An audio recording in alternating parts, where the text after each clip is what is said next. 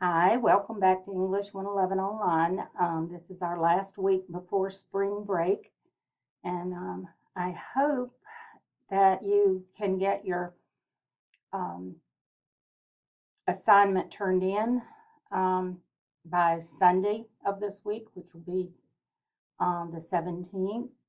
And we've been doing a lot of things to put it together um, along the way, so you should be in pretty good shape if you've been following the pacing guide here. So by Sunday of this week, you should be um, submitting your essay to Smart Thinking on the Turnitin link that I've given you.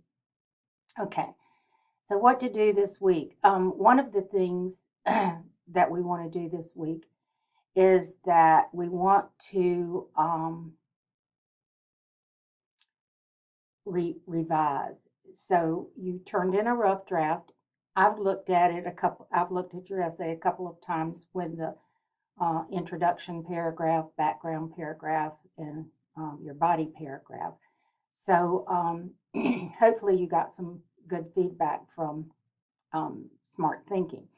If you haven't gotten your feedback from Smart Thinking and posted it in the journal for last week, you can still do that. I'm not going to give you a zero for not doing it if you didn't get it done, get the feedback done immediately. But you can go back and post in that journal um, if you want to.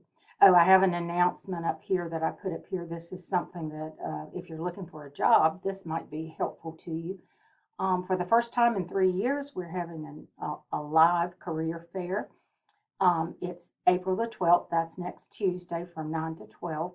And it's in the Brown Auditorium, which is in the very front building on campus. So bring a resume for that and enjoy that. I think they said they have like 50 plus vendors that are planning on being there that you can talk to and maybe even apply for a job with. Um,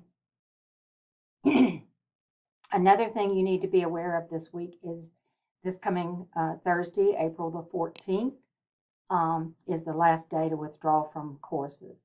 So that's a decision that you can make, um, and by then, I I have no idea why you might want to withdraw. I'd like to see you finish the course, but I just wanted to make you aware that after Thursday the 14th, you won't be able to withdraw anymore. You'll just have to take the grade that you get.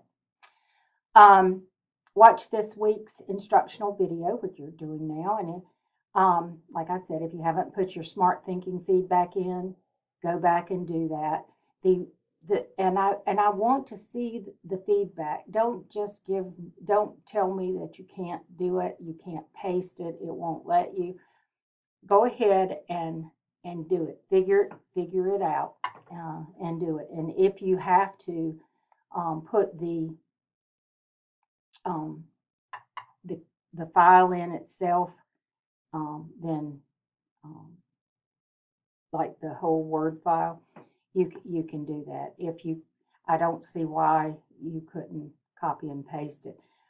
One thing, if you think that something is not allowing you to do the copy and paste thing when you right click, you can also do the keystrokes, which would be Control C for copy and Control V for view to paste it in. Control P makes you print it.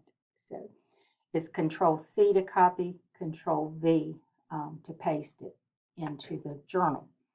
So you can try that. Sometimes I don't know enough about computers and how they work to know why that happens, but it does happen sometimes. Okay, you want to use that smart thinking feedback to help with your revisions. And also, I want you to use the check sheet that I put on for Project 3 to help with your revisions. And I'll show you where it is. It's right here, check sheet for Core Project 3.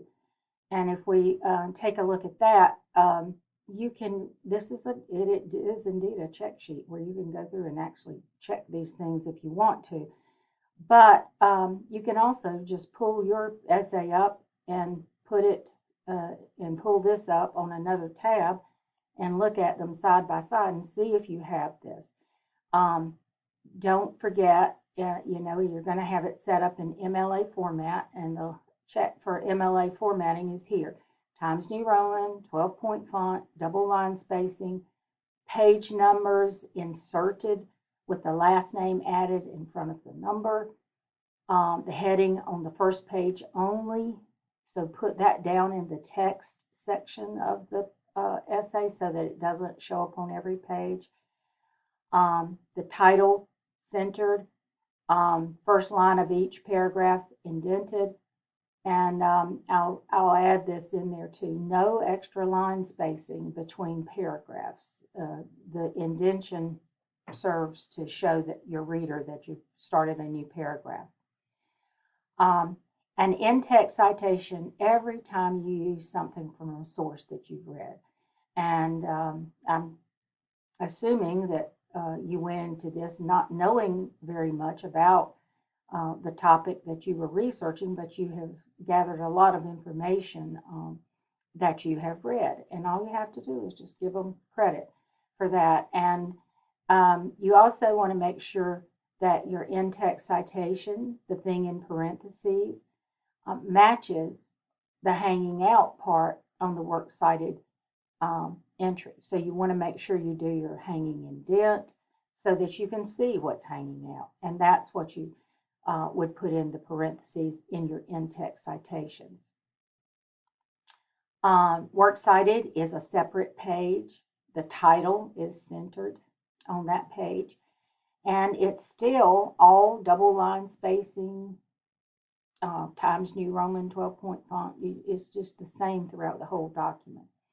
If you put in a page break, it will automatically come up on a new page.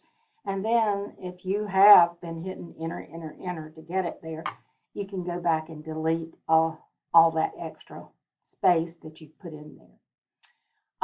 The list of citations for the works cited page is alphabetical order. If you have something that starts with a number, numbers come before the alphabet in numerical order. Make sure it's a hanging indent. And then proper format for citations. I have given that to you over and over.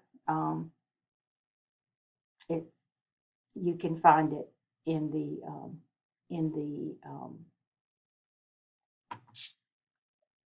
documents, in everything that I've given you, in the sample essay, whatever. You can see how to do those citations. It's the same formula. It's over and over. It's going to be the author's name if you have it. If you don't have it, skip it. Title in quotation marks. Publication information, what website did you get it from, in italics. A date of publication if you have it. If you don't have it, skip it. And the URL, and then the date that you accessed it. It's that simple order every single time. If you don't have something, skip it. And we don't, in 9th edition, we're not putting in ND for no date and things like that. MLA format tells you just skip it. Don't mention it. Just skip it. All right. We want this paper to be an academic tone. And so one of the things that we use for academic tone is to use third person. So you're writing about the goal, it. You're writing about the people who are suffering, they. You're writing about the solutions, they. And you're writing about organizations and people and communities. It's all third person stuff you're writing about. So nowhere in there should you have any first person. I, me, mine, we, us. It's really easy to slip into that we and us. but don't. If you just go through and look for those words and take them out, make it third person. Also, you want to avoid second person. No you, your, yours, yourself. Even in the conclusion, when you're giving advice to people daily, I mean, just everyday people, everyday things they can do. In the call to action in your conclusion paragraph, you don't want to use you. You want to use people. They can do these things. All right. Avoid mentioning the assignment anywhere in there that says, I plan to discuss, I will talk about in this paper will, this essay is about, or anything like those. My goal is, it's not your goal, it's the United Nations goal, and you're going to identify it that way as one of the 17. And you want to avoid these because they weaken your persuasive tone. You're trying to convince your readers that these solutions are workable solutions, and that we got to do these things if we want to meet that goal. So anytime I believe, in my opinion, I think not only does it violate the first person, but it weakens your language. Just come right out and say it. Make the statement. And you don't have to say, in my opinion. And do not use contractions. So those are some things that can help you keep it in academic tone. Here's information about the title. Make sure it follows all of those things. This is follow the rules of capitalization. Don't just do the title the way that it is given on the web page or whatever. Do it according to MLA format with correct capitalization rules. And there's the rule right there. Make sure your title relates to the content, not the assignment. So don't name it like Core Project 3 or persuasion, problem solution, persuasion essay, anything related to the assignment. Make your title relate to the content that you have. Your introduction paragraph, attention getter, explain what the global goals are, explain your specific goal, and then your thesis statement. It's telling me to put the thesis statement, and okay, I can do that. The thesis statement listing the 3 solutions. You can simplify your wording from the targets where you got them. Your background paragraph, topic sentence that shows that it will be about the background of the problem. Bring in evidence that shows what a tremendous problem it is. And of the 3 solutions that you have, bring in evidence to show the magnitude of the problem that these 3 solutions will help with. So make it specific to what you're actually going to write about. Your commentary on the problem, and when you get to the end of your background paragraph, repeat the 3 solutions, simplify and paraphrase, keep the same order. Body paragraph for the first solution, you have your topic sentence that tells what the solution is, your commentary on the solution, and then evidence of where this solution is working. So don't just say they should do this, they should do that, if this could be done. No, you want to show where it actually is being done. Is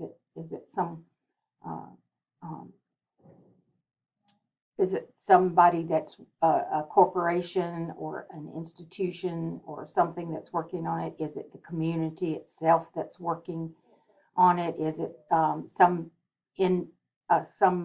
person, individual in the community that's stepping up and doing something?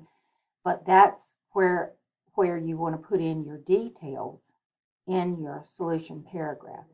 Remember when we put the evidence in, we ice it, introduce it with a signal phrase, and then we put the the proper citation, in-text citation on it, and punctuate it correctly. And then we explain. So your commentary is important for that. Then after you, if you get through with one example, if you have another example, it makes it even better. And you only need one, but remember, it's more convincing if you have more than one. Do the same thing for body paragraph 2 and body paragraph 3. And then we're ready for that opposition and refutation. Your topic sentence states that not everyone is in agreement.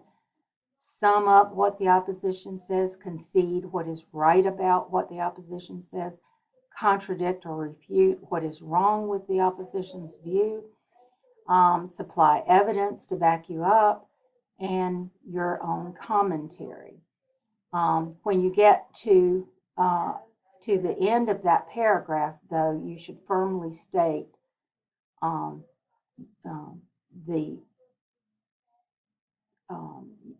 your side of it, and don't say my side. And then the conclusion, restatement of your claim, your thesis, not word for word. Remember, they're cousins, not identical twins. A summary of the solutions. I would devote a sentence to each one of the solutions and not just give a list.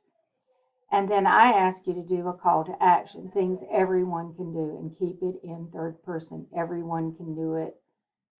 Average citizens can do it. People can do it. Keep it third person.